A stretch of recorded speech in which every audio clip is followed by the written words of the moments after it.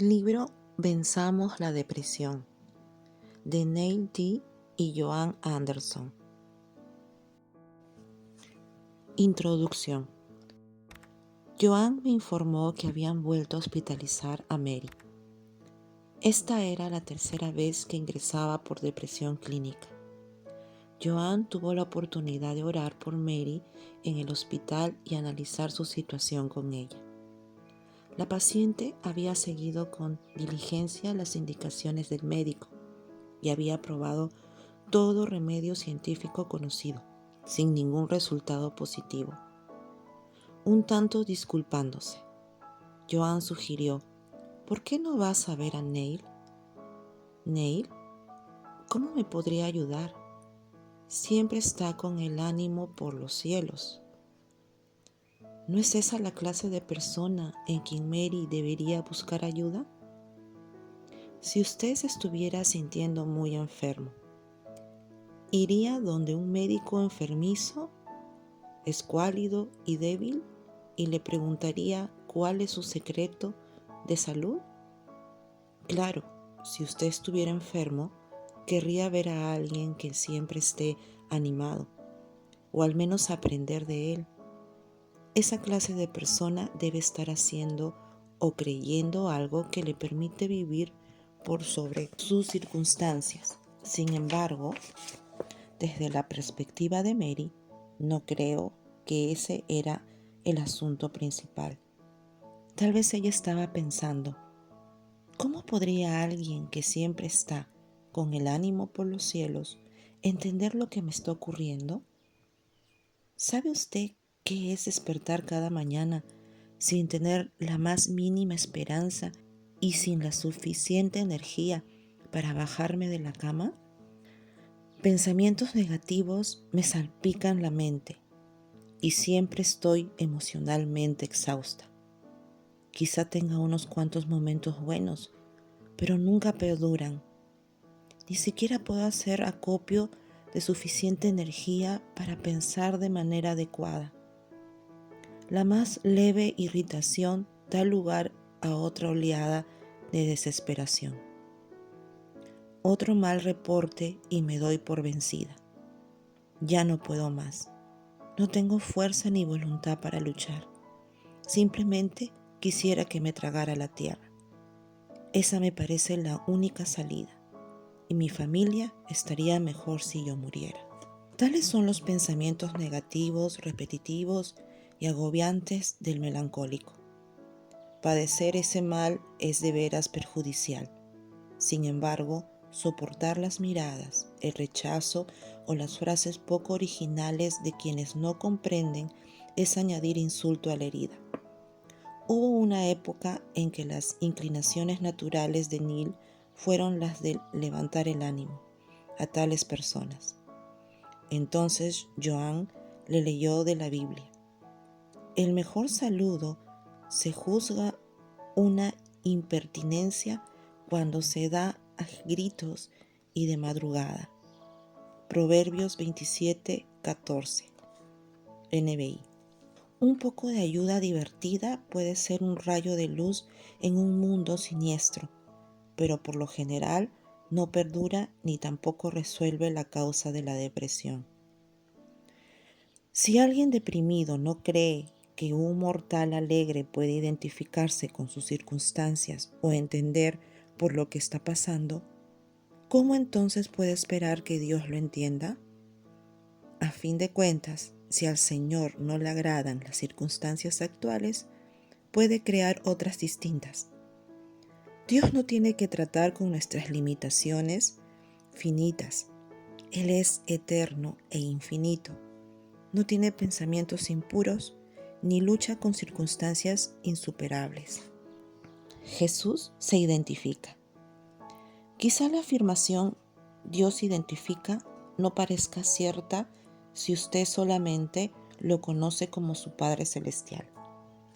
Pero recuerde a Jesús. Él se humilló a sí mismo y tomó forma de hombre. Renunció voluntariamente al uso independiente de sus atributos divinos. Todas las fuerzas políticas y religiosas se unieron contra él. Al final se encontró solo. Hasta sus discípulos escogidos lo abandonaron. Pedro hasta negó conocerlo. En el huerto de Getsemaní, Jesús se afligió y se entristeció hasta la muerte. Él era el varón de dolores, experimentando el quebranto. Finalmente, enfrentó la farsa de un juicio en que fue hallado culpable de falsas acusaciones. Jesús, el hombre más inocente que alguna vez ha vivido, fue crucificado. Según Hebreos 4, 14, 16, nosotros podemos llegar hasta Dios gracias a Jesús. Teniendo un gran sumo sacerdote que traspasó los cielos, Jesús, el Hijo de Dios, retengamos nuestra profesión, porque no tenemos un sumo sacerdote que no pueda compadecerse de nuestras debilidades, sino uno que fue tentado en todo según nuestra semejanza, pero sin pecado. Acerquémonos, pues, confiadamente al trono de la gracia, para alcanzar misericordia y hallar gracia para el oportuno socorro. Jesús hizo posible que llegáramos a Dios no solo al morir por nuestros pecados y darnos vida eterna, sino también porque Él, por experiencia propia, puede identificarse con nuestras debilidades. Él sabe por vivencia personal cómo nos sentimos. ¿Se ha sentido usted alguna vez rechazado y que nadie lo quiere? Él sí. ¿Alguna vez lo han traicionado personas en las que usted confiaba? A Él sí. ¿Enfrenta usted tentación irresistible? Él fue tentado en toda forma. ¿Tiene usted que vivir con las consecuencias de los pecados de otra persona? Él llevó sobre sí los pecados de toda la humanidad y luego enfrentó lo que usted y yo nunca tendremos que enfrentar. Que el Padre nos vuelva a la espalda. Podemos decir confiados: Dios es el que va contigo, no te dejará ni te desamparará. Vea Deuteronomio 31:6. A pesar de todo lo que soportó Jesús, nunca perdió la esperanza ni la fe en el Padre Celestial. Los recursos que lo sustentaron son ahora nuestros en Cristo. Él es el Dios de toda esperanza. Recibimos misericordia y gracia. Tenemos la seguridad de que si vamos ante Dios, recibiremos misericordia y hallaremos gracia que nos sirva en tiempo de necesidad. Él no nos dará lo que merecemos, lo cual demuestra su misericordia. Al contrario, nos dará lo que necesitamos, lo cual demuestra su gracia, aunque no lo merezcamos. Las personas no siempre ven la iglesia como un hogar misericordioso. En muchos casos reciben más misericordia y menos juicio en un centro secular de tratamiento o en un bar local. Sin embargo, esos lugares no tienen la gracia eterna de Dios para ayudarles en momentos de necesidad. En Cristo tenemos esa gracia para ayudar, pero no tendremos la oportunidad de participarla si primero no mostramos misericordia. El grito de los deprimidos es: tengan misericordia de mí. No necesito que me reprendan, me juzguen, me aconsejen o me rechacen. Lo que necesito es que me entiendan, me acepten, me afirmen y me amen. Si eso no viene primero, todas las respuestas bíblicas que tenemos para darles caerán en oídos sordos. No debemos escondernos. Determinar las causas y las curas de la depresión presenta un desafío, porque los síntomas muestran que la persona integral, cuerpo, alma y espíritu, está afectada. Sabemos que muchos individuos están físicamente enfermos por razones psicosomáticas. También sabemos que muchas personas físicamente enfermas sufren de manera emocional. Humanamente esperamos que se puedan hallar una causa y una cura física para la depresión, porque hay menos estigma social asociado con una enfermedad física que con una mental. De algún modo nos sentimos eximidos de nuestra responsabilidad si se puede determinar una causa física. Así queda intacta nuestra sensación de valía.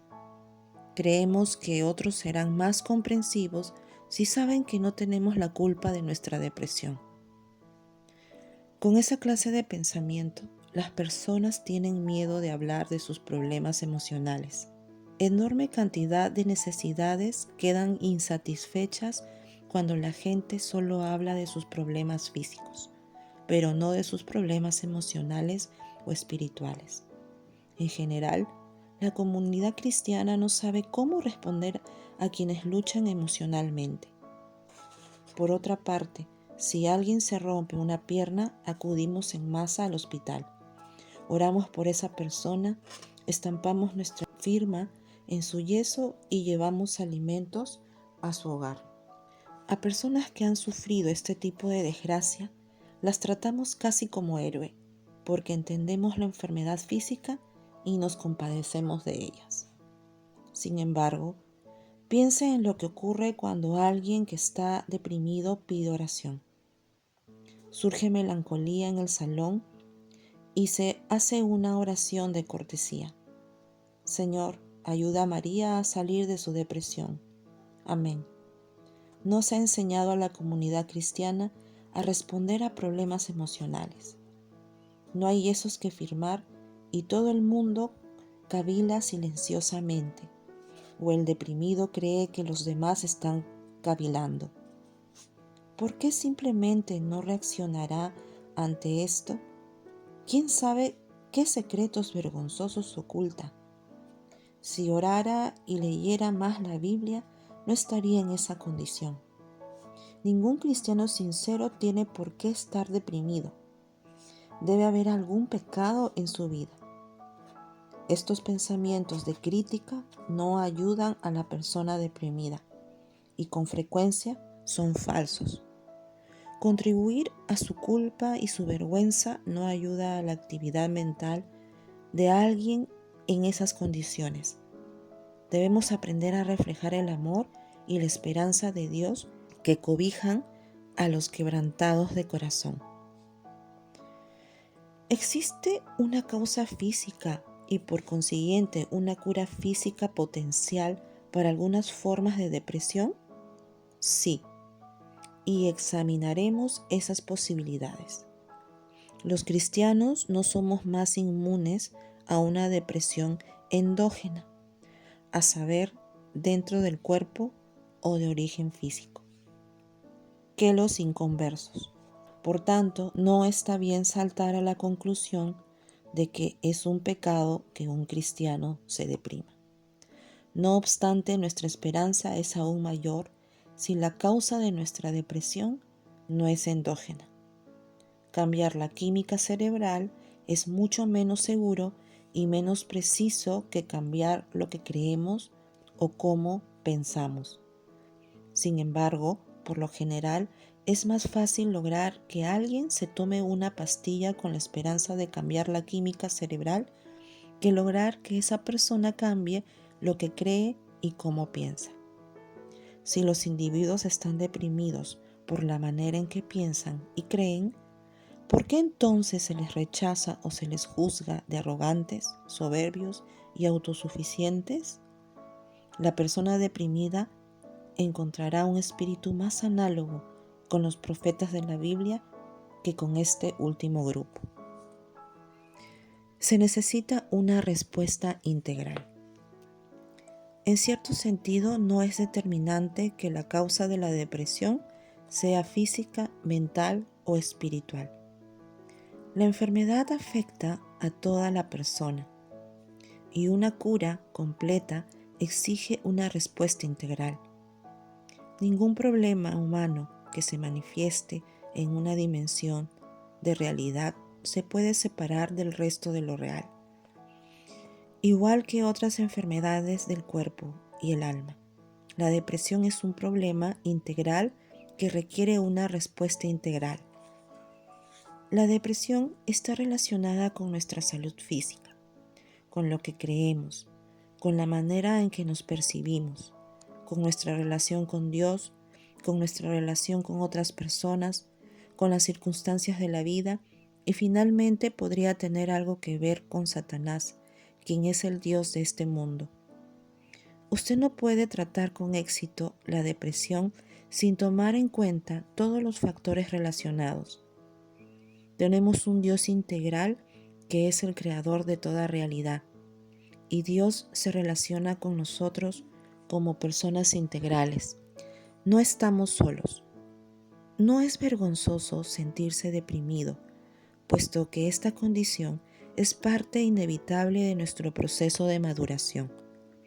Más o menos 19 millones de personas en Estados Unidos, casi 10% de todos los adultos, sufrirán de depresión en algún año dado. Solo un tercio de esas personas buscará tratamiento para su depresión. En muchos casos, el orgullo nos impide buscar la ayuda que necesitamos, y a menudo las consecuencias son previsibles y trágicas. El orgullo llega antes de una caída y Dios resiste al orgulloso. Es mucho más sincero y liberador reconocer nuestra necesidad de ayuda que aparentar que podemos llevar la vida cristiana en aislamiento. Nuestra motivación a ser autosuficientes socava nuestra suficiencia en Cristo. Quienes estamos seguros en Jesús reconocemos de buena gana nuestra necesidad mutua y no dudamos en pedir ayuda cuando forzosamente nos necesitamos unos a otros. Necesitamos a Dios de manera absoluta y tenemos necesidad uno de otros. La esencia del amor es suplir las necesidades de los demás.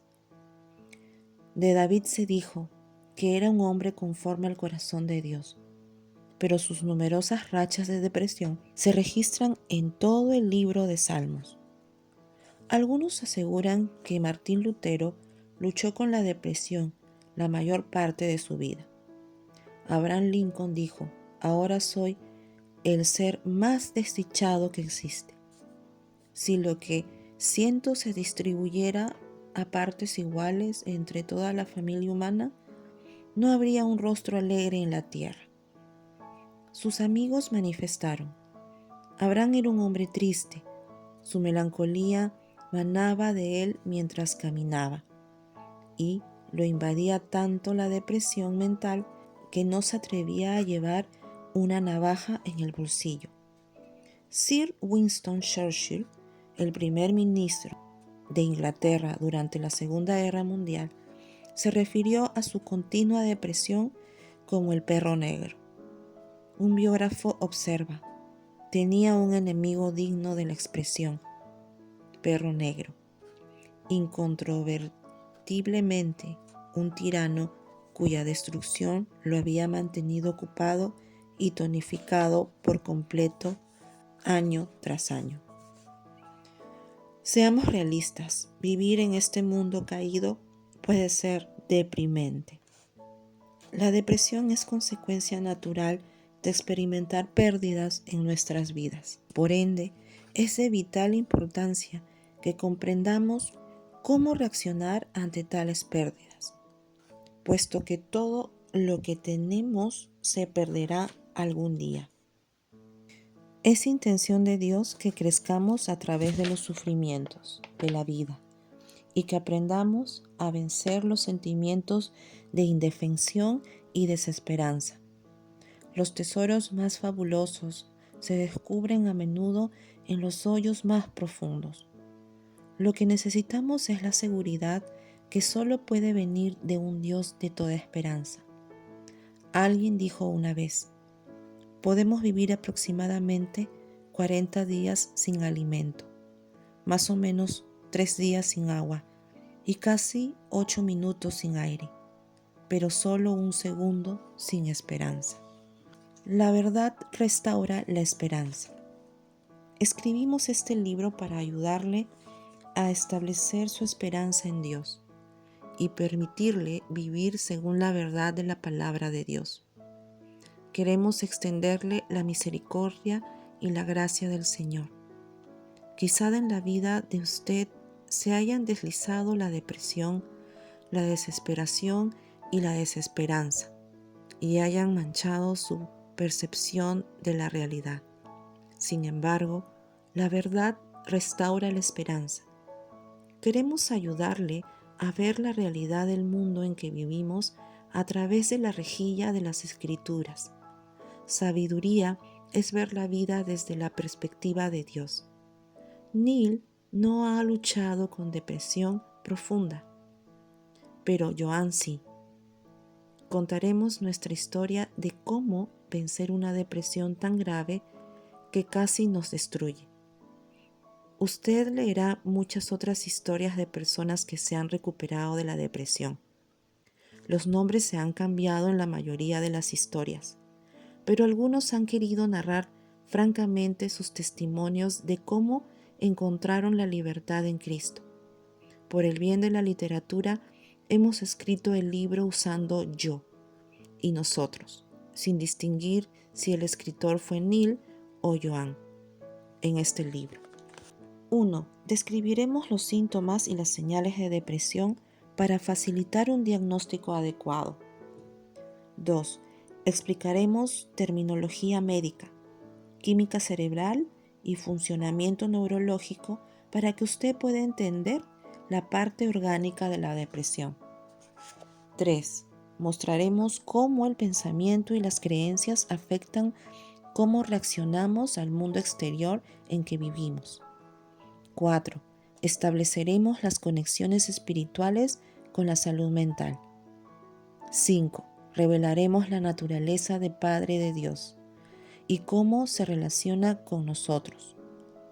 6. Explicaremos los evangelios y estableceremos quiénes somos en Cristo y qué significa ser hijo de Dios.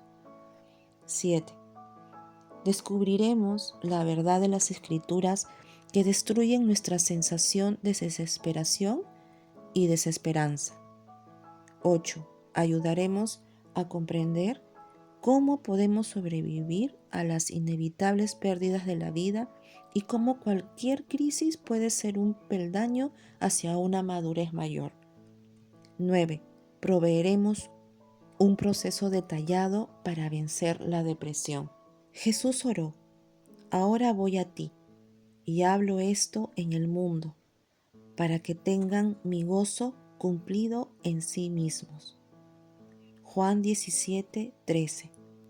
Pablo dijo: no que nos enseñoreemos de vuestra fe, sino que colaboramos para vuestro gozo, porque por la fe estáis firmes. Segunda de Corintios 1:24. Dios quiere que experimentemos el gozo del Señor. El gozo es un fruto del Espíritu. Vea Gálatas 5:22 al 23. No un fruto de las circunstancias. Junto con usted, colaboramos para producir gozo. Sin embargo, vivir la vida cristiana no es intentar ser felices, lo que sería trillado, erróneo e interesado. Más bien usted está llamado a ser un vencedor en Cristo con mentalidad misionera. Usted no está llamado a llevar una vida de continua derrota, devastación y esclavitud. Verse como rechazado, no deseado, es inútil, es estar engañado. Ver con desesperación las circunstancias de la vida es dejar de poner los ojos en Jesús, el autor y consumador de la fe. Pensar que no le aman, que no lo valoran, que no vale nada es creer una mentira, porque usted es un hijo del Rey, quien le ha librado de la potestad de las tinieblas y le ha trasladado al reino de su amado Hijo. Vea Colosenses 1:13. El amor de Dios por usted es incondicional, porque Dios es amor. Su naturaleza es amarle a usted. Oramos que usted sienta nuestra compasión y comprensión que se deriva de años de ayudar a personas que han perdido la esperanza. Nuestra compasión y comprensión son imperfectas, pero el amor y la compasión de Dios no lo son. Él es la esperanza que usted tiene. Hemos elegido hablar la verdad en amor, pero hemos decidido ser tan tiernos que sanemos a los quebrantados de corazón. Creemos en la presencia personal de Cristo en usted, y la verdad de la palabra de Dios es la respuesta definitiva. Nuestro deseo es hacer que esa verdad sea relevante en las luchas que usted enfrenta y que sea suficientemente práctica para inspirarle acción inmediata. Y el Dios de esperanza os llene de todo gozo y paz en el creer, para que abundéis en esperanza por el poder del Espíritu Santo. Romanos 15:13.